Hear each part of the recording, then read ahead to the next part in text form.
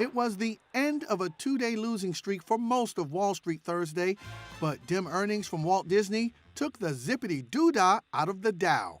Blue chips fell 158 points, but the S&P 500 crept up by 2 points. The Nasdaq rose 81. Art Hogan of National Securities believes investors are looking ahead to next year, when they think supply chain disruptions and surging inflation will be a thing of the past. So I think that as we look at 2022 and, being the middle of November, that's what we start to do.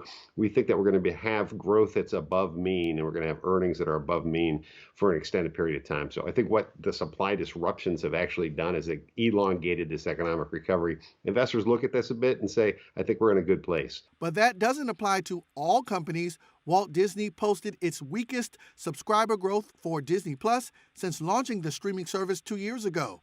Disney Plus signed up 2.1 million customers last quarter. That was less than half the subscribers Netflix added in roughly the same period. Disney also posted disappointing results for its theme parks. Shares of Walt Disney slumped 7%. Meanwhile, upbeat retail results lifted hopes as the key holiday shopping season gets underway. Tapestry, the parent company of luxury goods maker Coach, Stuart Weitzman, and lifestyle brand Kate Spade, posted better than expected sales. It also raised its full-year sales outlook. The company is seeing both supply and demand bounce back. Shares of Tapestry soared more than 8%. Shares of Tesla headed in the other direction in what was a volatile session. A regulatory filing revealed that CEO Elon Musk recently sold $5 billion worth of stock. The sale is largely believed to be tax-related. This was his first share sale since 2016. The stock finished the day slightly lower.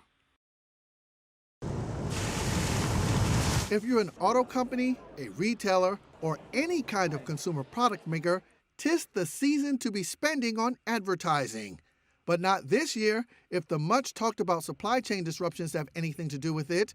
With vehicle supplies at a third of normal levels, the VP of General Motors' Cadillac brand told Reuters there's no need to promote during the holiday season as it has in the past.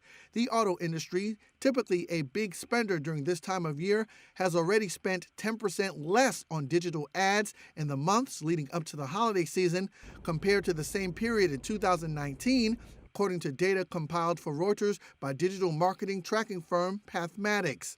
The industry also spent 5% less on broadcast television commercials during that time frame compared with 2019, according to estimates from EDO.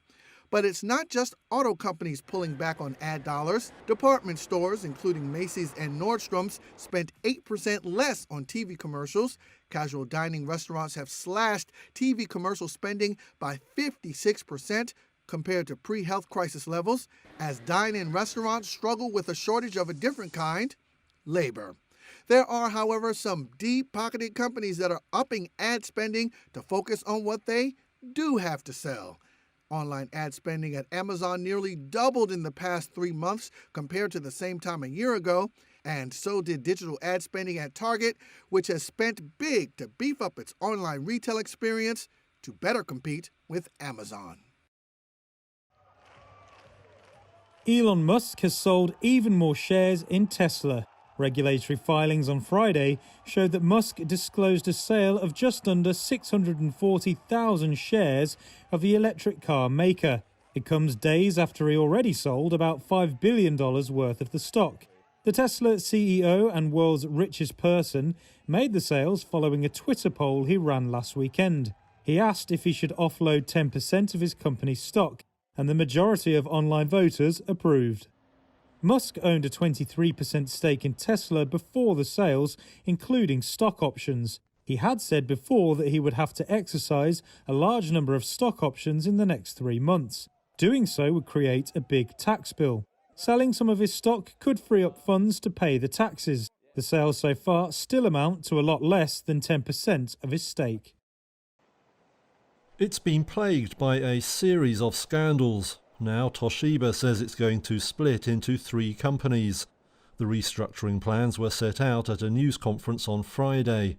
Chief Executive Satoshi Tsunakawa explained.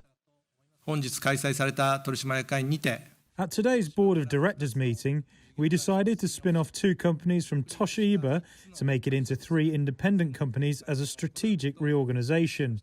It will be an infrastructure service company, a device company, and the current Toshiba. Toshiba embarked on a strategic review after a damaging corporate governance scandal.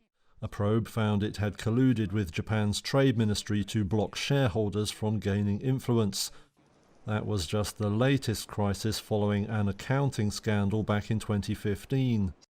Now it's hoped the new deal will appease activist shareholders who had called for radical change.